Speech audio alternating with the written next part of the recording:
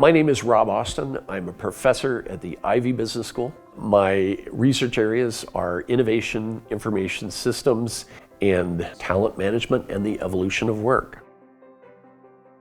Yeah, so usually the umbrella term neurodiversity includes a variety of other, what in a medical terminology we would call neurodevelopmental conditions. So some of the well-known ones would be autism, but it would also include things like ADHD, dyslexia, dyspraxia, a variety of other things that are all presumed to have basis in neurology, in the way the brain is wired, if you want to use a metaphor. In recent times, the definition's been broadening a bit. It's broadened to include pretty much anything that might hide talent in an employment setting.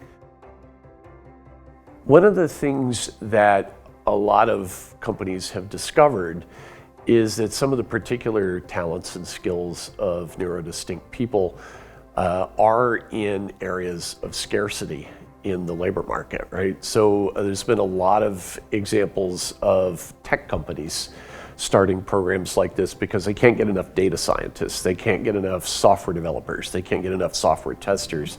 You know, we see mathematical abilities, we see pattern recognition. There is a basis in science. You know, dyslexic people tend to be, on average, creative. There's a lot of entrepreneurs who are ADHD.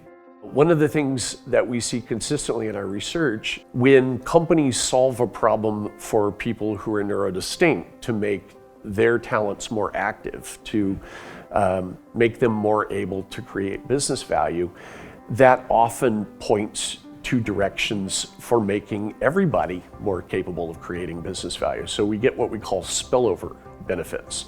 So we solve a problem in a narrow context and discover that it's actually going to help us in a much broader context. A big nexus of those unintended biases is the employment interview.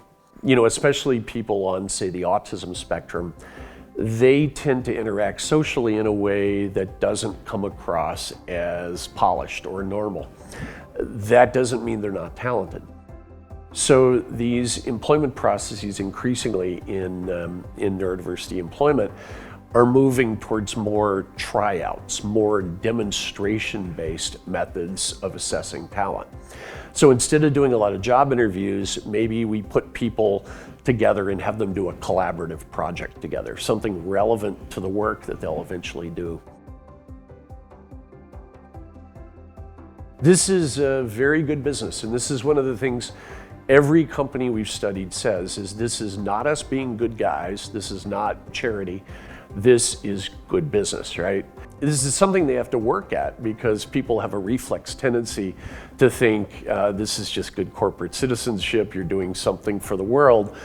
Companies are very eager to point out though that no, this is net benefit positive, right? This is good for the bottom line.